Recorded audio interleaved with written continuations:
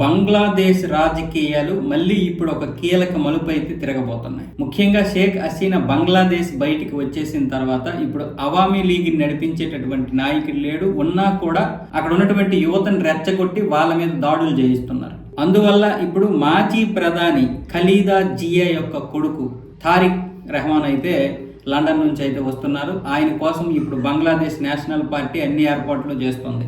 గత 17 సంవత్సరాలుగా బంగ్లాదేశ్లో అడుగు పెట్టనటువంటి ఇతను ఇప్పుడేమొచ్చేసి ఇక్కడికి రావడం జరుగుతుంది. 2006లో అవినీతి ఆరోపణల వల్ల జైల్లోకి వెళ్ళి 2008లో బయటకు వచ్చి కొన్ని అనారోగ్య కారణాల వల్ల లండన్ వెళ్ళిపోయి అక్కడే వైద్యం తీసుకుంటూ అక్కడే సెటిల్ అయిపోయాడు ఈయన. అక్కడి నుంచి ఈ బంగ్లాదేశ్ నేషనల్ పార్టీని నడిపిస్తా ఉన్నాడు. ఆ పార్టీకి చైర్పర్సన్ గా ఉన్నాడు. అలాగే వాళ్ళ అమ్మగారు 2001 నుంచి 2006 వరకు కూడా ప్రధానిగా చేశారు. అంతకుముందు 2 సార్లు ఆ పార్టీ అధికారంలోకి వచ్చింది.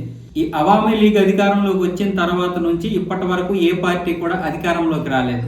ఇప్పుడు మళ్ళీ ఆవిడ్ని పదవీచ్యుతురాలని చేయడమే కాకుండా షేక్ హసీనాని చంపాలని చూసినటువంటి హాది హత్యకు గురైన తర్వాత బంగ్లాదేశ్ రాజకీయాలు పూర్తిగా మారిపోయాయి. కానీ ఇతని యొక్క రాకను బహుశా ఎవరు ఊహించుండకపోవచ్చు. ఇతనైతే ఇప్పుడు బంగ్లాదేశ్లో అడుగు పెడుతున్నాడు. ఇప్పుడున్నటువంటి పరిస్థితుల్లో ఇతడు ఇక్కడికి రావడం, ఇప్పుడు ఈ పార్టీ ఏ విధంగా ముందుకు వెళ్తుందో తెలియదు. కానీ ప్రస్తుతానికైతే హాది యొక్క అనుచరులు అక్కడ విపరీతమైనటువంటి ఉద్రిక్తతల పరిస్థితులు తీసుకొచ్చారు. అలాగే బిఎన్పికి చెందినటువంటి ఒక స్టూడెంట్ విద్యార్థి నాయకుడిని కూడా నిన్న చంపడం జరిగింది. అతన్ని కూడా గుర్తు తెలియని వ్యక్తులు నిన్న చంపేశారు. ఇలాంటి నేపథ్యంలో ఈయన ఇక్కడికి రావడం అనేది ఇప్పుడు బంగ్లాదేశ్లో ఇంకా ఉద్రిక్తతలు పెంచే అవకాశాలు అయితే ఉన్నాయి. ఏదేమైనా ఫిబ్రవరి 12వ తారీఖున ఎన్నికలు జరిగే వరకు ఈ అల్లర్లు బంగ్లాదేశ్లో ఆగవు. అది హిందువుల యొక్క నరమేధానికైనా దారి తీయొచ్చు, లేదనుకుంటే వాళ్ళలో వాళ్ళైనా చంపుకోవచ్చు. రాజకీయం, మతం అన్నీ కలగలిసిపోయాయి ఇందులో. డబ్బుతో పాటు రాజకీయం, మతం ఇవన్నిటి వల్ల జరుగుతున్నటువంటి బంగ్లాదేశ్ ఇప్పుడు అగ్నిగుండంలా మారిపోయింది. ఇక ఆ దేశాన్ని చల్లార్చడం ఎవడి వల్ల కాదు.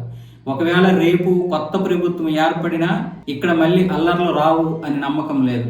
రోజుకొక నాయకుడు వస్తున్నాడు, రోజుకొకటి ఇష్టం వచ్చినట్లుగా పేలుతున్నాడు. పైగా వీళ్ళందరికీ 7 సిస్టర్స్ కావాలి. భారతదేశానికి చెందినటువంటి ఈశాన్య రాష్ట్రాల మీద కన్నుబడింది. ఆ కన్నుబడిన ప్రతి ఒక్కడికి కూడా కన్ను, గుడ్డి, మెల్ల మొత్తం లేకుండా అందరినీ లేపబడేస్తున్నారు అజ్ఞాత వీరుడు. కాబట్టి ఇవి ఎప్పుడే ఆగవు. అజ్ఞాత వీరుల చేతుల్లో పడ్డారు వీళ్ళందరూ. ఒక్కొక్కడిని లేపేస్తున్నారు వాళ్ళు.